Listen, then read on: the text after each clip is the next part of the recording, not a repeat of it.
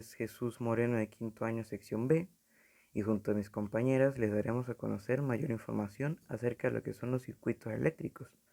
Debemos tener en cuenta que un circuito eléctrico es el conjunto de elementos eléctricos conectados entre sí, permitiendo generar, transportar y utilizar la energía eléctrica con la finalidad de transformarla en otro tipo de energía. Bien, por otro lado tenemos que su clasificación están divididos en tres principales, que son circuitos en serie, circuito en paralelo y mixto. Los circuitos en serie se encargan de que la conexión de los bornes o terminales de los dispositivos se conecten sucesivamente, mientras que el paralelo hace que los bordes de los dispositivos conectados coincidan entre sí.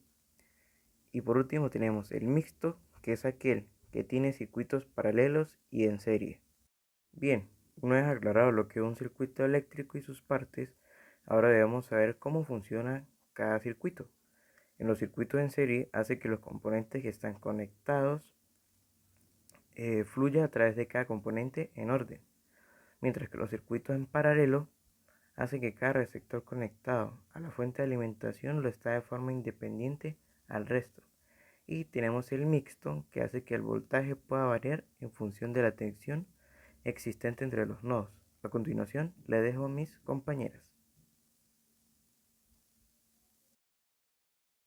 ¿Qué es una red eléctrica? Una red eléctrica es la que se encarga de suministrar electricidad a los consumidores. Sus inicios fueron durante la Revolución Industrial y al día de hoy dan servicio a millones de hogares. Thomas Edison fue quien inventó el sistema de red eléctrico que suministraba energía para la iluminación. Comprenden las centrales que generan la electricidad y la suministran a la red de transporte de alta tensión. Normalmente un país suele tener centrales de distintos tipos, ya que tienen ventajas e inconvenientes. Red de distribución. La red de alta tensión transporta de una manera eficiente la energía eléctrica, pero es claramente peligrosa para ser manejada por los usuarios y los edificios cercanos a los cables que la transportan. Por lo tanto, en las afueras de las poblaciones se instalan centrales de transformación que reducen el voltaje 10.000 voltios. A esto se le denomina media tensión y permite su distribución de una manera segura, incluso con algunos cables subterráneos. Algunas de las industrias se conectan directamente a esta red de distribución, permitiendo que el uso de maquinaria eléctrica sea pesado. Generación de energía eléctrica. En general, la generación de energía eléctrica consiste en transformar alguna clase de energía química, cinética, térmica, lumínica, solar o nuclear, entre otras, en energía eléctrica. Para la generación industrial se recurren en instalaciones denominadas centrales eléctricas, que se ejecutan algunas de las transformaciones citadas. Estas constituyen el primer pitón del sistema de suministros eléctricos, un generador eléctrico. Si bien estos no definen entre sí, en cuanto a sus principios del funcionamiento varía en función a la forma de la que se accionan. ¿Qué es un transformador? Es un elemento básico de una red eléctrica. Adapta la tensión o el voltaje al más adecuado de cada punto de la red con una pérdida de energía mínima. Los de alta tensión son tan grandes que se instalan normalmente en el exterior. Los de media y baja extensión son más pequeños y estos se suelen instalar en el interior de los edificios o en pequeñas construcciones subterráneas. En algunos casos también se instalan en el exterior. Transformadores de red de alta tensión. Es la mejor manera de transportar la energía eléctrica o la tensión o el voltaje es en cientos de miles de voltios. Aumentando el voltaje se reduce la corriente en la misma proporción y las pérdidas en los cables son proporcionales. Solo la corriente eléctrica, que es 10 veces del voltaje, son 10 veces menos de corriente y 10 veces menos de pérdida. Gestión de una red eléctrica. Un dato clave de una red eléctrica es que la energía no se puede almacenar. Se debe reproducir la misma energía que se consume, ni más ni menos. Como el consumo no se puede controlar, no queda más remedio que controlar la producción, que se debe ajustar perfectamente al consumo en tiempo real. La frecuencia de red eléctrica suele ser de 50 onzas o 60 onzas dependiendo del país. La decisión entre 50 y 60 se ha tomado por razones históricas y normalmente se ha tenido en cuenta los países del entorno. Una frecuencia diferente impide el intercambio de energía eléctrica entre dos países. El gestor de la red controla la frecuencia de la red y la compara con una frecuencia de patrón, que en muchos países se obtiene un reloj atómico. Si la frecuencia se acelera, esto indica que se ha hecho demasiada producción, por lo cual es necesario apagar alguna central o una parte de ella.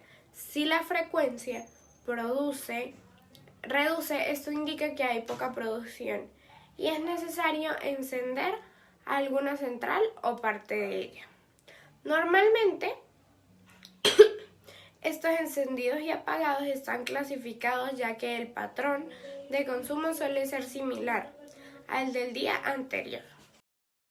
El sonido y la electricidad. Transformación del sonido con la electricidad.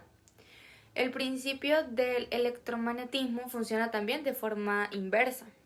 Si movemos el cable o bobina dentro de un campo magnético, como el que genera un imán, en ese cable se inducirá una corriente eléctrica.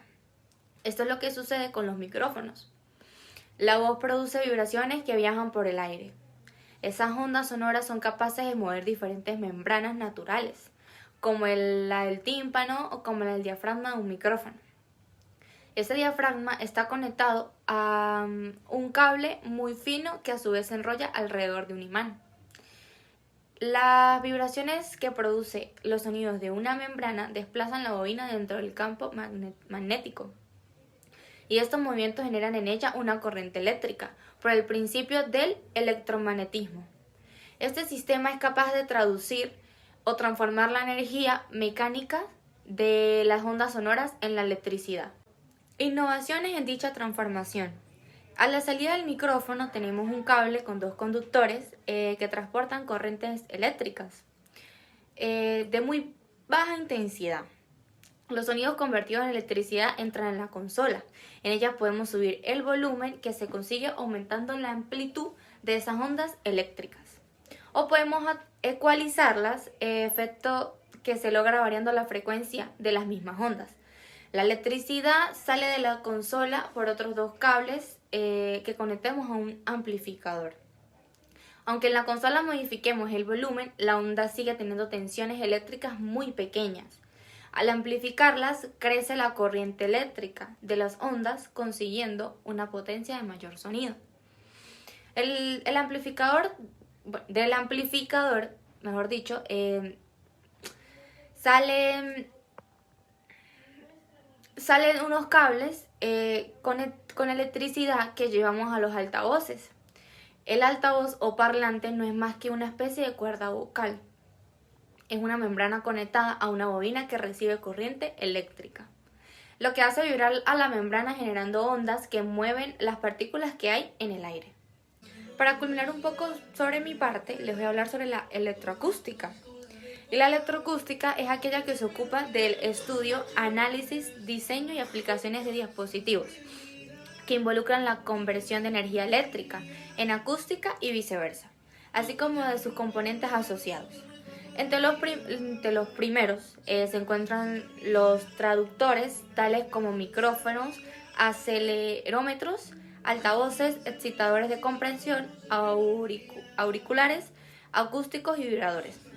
Y entre los segundos, los filtros acústicos, las bocinas y los acopladores acústicos.